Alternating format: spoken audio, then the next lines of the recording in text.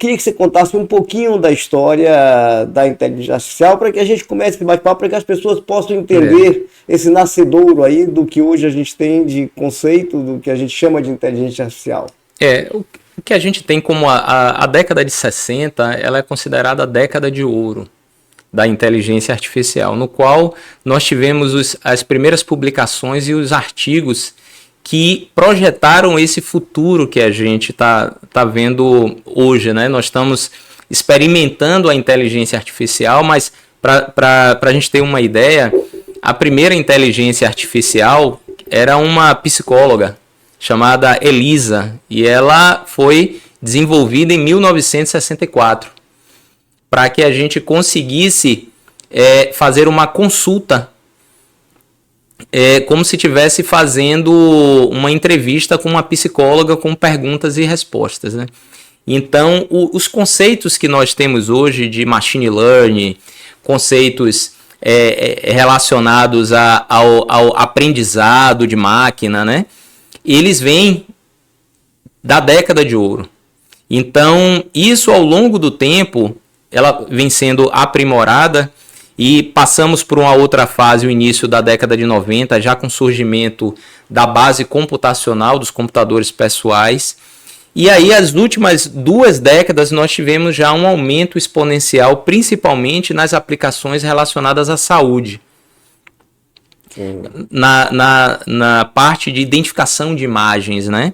Então, com o computador Watson. Então, se nós trouxermos aí uma linha do tempo, a gente já está falando de inteligência artificial há pelo menos aí 60 anos. 60 de 65 anos nós já estamos tratando sobre inteligência artificial. E se nós voltarmos um pouco mais no tempo, nós podemos fazer uma referência também a Aristóteles. Grande Aristóteles. E que ele já pensava em como automatizar o trabalho. Ele tinha na época, fazia referências aos escravos que existiam na época, que trabalhavam nos palácios, e ele imaginava como automatizar as atividades.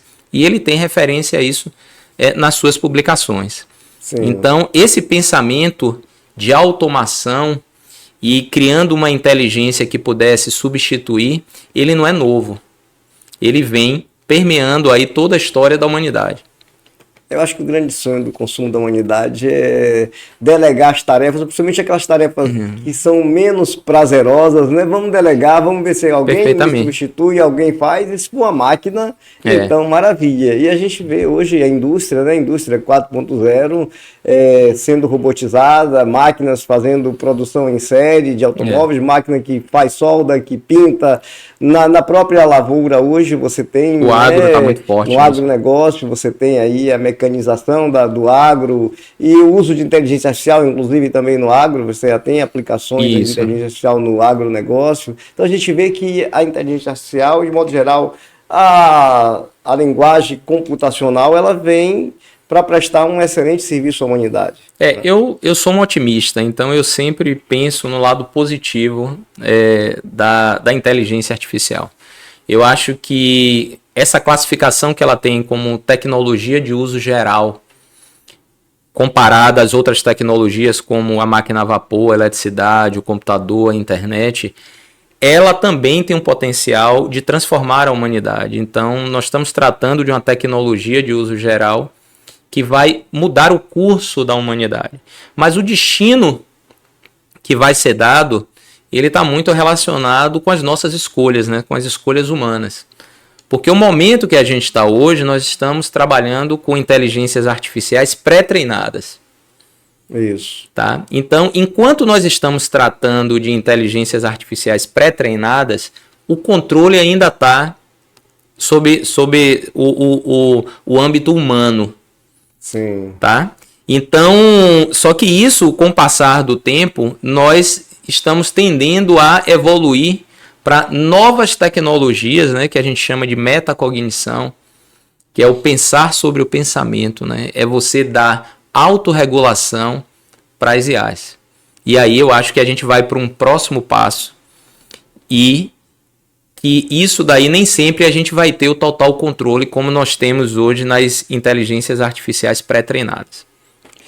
Sabe, Fábio, quando eu tinha aí 19, 20 anos, eu trabalhei no Centro de Processamento de Dados da época, era a Federação das Escolas Superiores de Ilhéus e Itabuna, sou filho de Itabuna, hoje o ESC, Universidade Estadual de Santa Cruz, então eu trabalhei no Centro de Processamento de Dados, no CPD.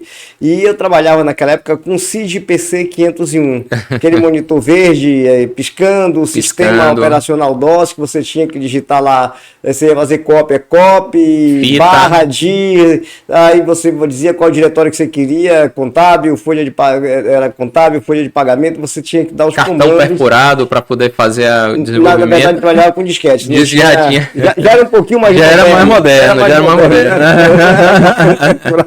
Peraí. Era um tempo mais moderno. Mas até assim, eu peguei a época do disquete, mas eu acompanhei no laboratório, tinha ainda o cartão perfurado e tinha também as fitas cassete e também aquelas fitas de rolo que a gente fazia as gravações de grandes armazenamentos. Né? Sim. Mas eu cheguei a conhecer também um pouco da lógica do cartão perfurado, daquela coisa de você perder um cartão que está no meio ali, você perder a sequência lógica. A sequência lógica aí ferrou. Exatamente. Então a gente trabalhava com esse computador CID PC 501, como é que funcionava? A equipe, na verdade, éramos apenas 3 pessoas no setor, né? Tinha eu, uma outra Cássia, que era uma outra funcionária, e o analista de sistemas, que era Antônio Rodrigues, que tinha vindo de São Paulo, ele tinha sido analista de sistema da Sabesp, e aí a universidade o contratou para ele montar o CPD. Tá?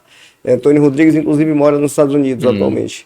E a gente trabalhava com esses computadores, o CID PC. Como é que foi? Para você ter ideia, olha o avanço que a gente teve, porque naquela época você digitava a folha de pagamento, terminou de digitar a folha de pagamento, você deixava de um dia para o outro processando a folha, ele ficava exatamente uma noite processando, no dia seguinte, quando você chegava, a folha de pagamento estava pronta, mas ele demandava aí uma noite inteira de processamento de dados. Quando dava tudo certo, Quando dava tudo certo. Ela estava pronta no outro dia, mas quando tinha algum erro que tinha que reprocessar, tinha que fazer tudo de novo. Exatamente. Então, assim, quando dava tudo certo, no dia seguinte, ok, folha de pagamento estava pronto. Então você vê que hoje não, hoje é interessantíssimo.